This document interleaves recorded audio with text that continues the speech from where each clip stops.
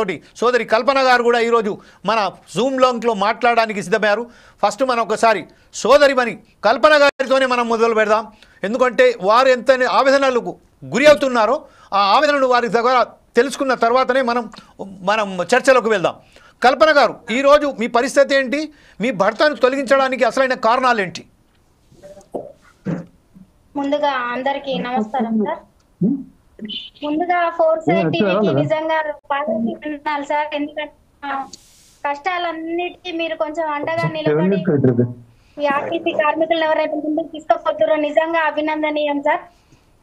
అయితే సార్ ఎవరైతే వేరే వాళ్ళు మాట్లాడుతున్నారో వాళ్ళు తమ ఫోన్లను మ్యూట్ లో చేసుకోండి సార్. మీ సమస్యలను ప్రజలకు ప్రభుత్వానికి తీసుకురావడానికి ఫోర్సైట్ ప్రయత్నం సార్. మీరు మ్యూట్ చేయండి సార్. ఎవరైతే ఇతరులు ఉన్నారో తమ ఫోన్లను, దుగ్గు రాజేంద్ర గారు మీ ఫోన్ను మ్యూట్ చేయండి. మీ ఎప్పుడైతే మాట్లాడే అవకాశం వస్తుందో అప్పుడు మాత్రం అన్మ్యూట్ చేసి మాట్లాడండి ప్లీజ్.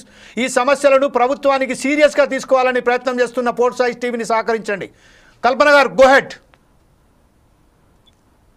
సార్. ముందుగా తెలంగాణ కోసం పోరాడిన మొదటి సంఘాలలో ఆర్టీసీ సంఘం నిజంగా కూడా ఆర్టీసీ లేకపోతే కూడా బహుశా తెలంగాణ రాకపోయి ఉంటుందేమో అని నా ఉద్దేశం సార్. 40 రోజుల సకల జనుల సమ్మెతోటి ఆర్టీసీ డిపోలను ఎక్కడికక్కడ స్తంభింపజేసి ఉద్యమాలలో పాల్గొని తెలంగాణ వస్తే మా జీవితాలు మారుతాయి, ఇంకా ఏదో జరుగుతాయని ఆశలతోటి మా వాళ్ళు ఉద్యమాలు చేసి తెలంగాణను సాధించితే తెలంగాణ వచ్చినాక ఎన్ని రోజులు సార్? ఒక్క జీతం కూడా రాలేదు సార్. మాకైతే నిజంగా చెప్పాలంటే ఏ కారణంతో తీసేసిరో తెలియదు. తెలంగాణ రావడంతో ఉద్యోగుల ఆశల మీద నీళ్ళని చల్లుకుంటూ ప్రత్యేకంగా ఈ ఆర్టీసీ సంస్థ మీద పడి అన్యం పుణ్యం తెలియని అమాయకంగా ఆర్టీసీ ఉద్యోగులను అన్యాయంగా సార్ అకారణాలు, అసలు కారణాలు ఏందనేది కూడా జెన్యూన్గా చెప్పకుండా సంస్థలను, యూనియన్లను తీసేసి మా సమస్యలను చెప్పుకోకుండా తీసి అన్యాయంగా మమ్మల్ని ఉద్యోగాల నుంచి తీసేసిరు సార్.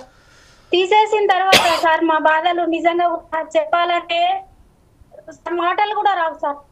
అట్లాంటి వేదనలో మేము పడి ఎంత మంచి ఉద్యోగం చేసుకొని ఒక జీవితాలు మంచిగా సాగుతున్నటువంటి జీవితాలల్లా ఒకటేసారి ఒక అలజడిలాగా సార్ మా జీవితాలలో నిప్పులు పోసినట్టు చేసిరు సార్. సోదరి, ఇప్పుడు ప్రధానమైన కారణం ఏంటి? ఇప్పుడు మన మిత్రుని మీ భర్తకు తొలగించడానికి కారణాలు ఏమని చెప్తున్నాయి ప్రభుత్వం? ఆర్టీసీ యజమానం ఏమని చెప్పని తొలగించింది సార్? ప్లీజ్ ఎవరైతే ఉన్నారో ఎవరైనా కానివ్వండి. ముదిరాజ్ గారు మీ ఫోన్ను మ్యూట్ చేయండి సార్ ప్లీజ్. తర్వాత మీ దగ్గర వచ్చినప్పుడు మీరు అన్మ్యూట్ చేసి మాట్లాడుతురు కానీ. కమాన్, గో హెడ్ కల్పన గారు. సోదరి గారు, చిన్నవి టికెట్ కారణాలు అని చెప్పారు సార్. కేసులని అంటారు. ఇప్పుడు ఫెస్టివల్స్ మా హస్బెండ్ ముస్లిం సార్. అప్పుడు దసరా, దివాళీ సందర్భాలలో వచ్చినప్పుడు వాళ్ళకు హిందూస్ కొంచెం లీవ్స్ ప్రొవైడ్ చేసి వీళ్ళకు డబల్ డ్యూటీలు వేస్తే పబ్లిక్ రష్ ఎట్లా ఉంటుంది సార్ బస్సులలో?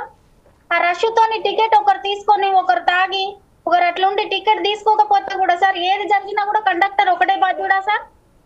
మా హస్బెండ్ కండక్టర్ సార్. కండక్టర్ ని బాధ్యుని చేసి అనవసరంగా మా ఆయనని రిమూవ్ చేసేసిరు సార్.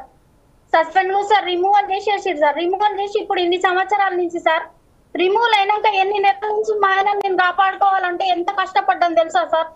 ఆ అవమానం తోటి ఏదో చేసుకోవాలి, నాకు ఇంత అవమానం జరిగింది, నేను బతకలేను, నేను ఉండలేను ఇక్కడ, నా తోటి స్నేహితుల ముందు అందరి ముందు ఇజ్జత్ పోయిందని వాళ్ళు బాధపడుతుంటే సార్ ఒక్కొక్కరు నిద్ర లేని రాత్రులు గడిపి ఎంత కాపాడుకోవడానికి ట్రై చేసినా మాకు తెలుసు సార్. మేమేదో చిన్న చితక జీవితాల నుంచి మేము బయటకు వచ్చినాం సార్.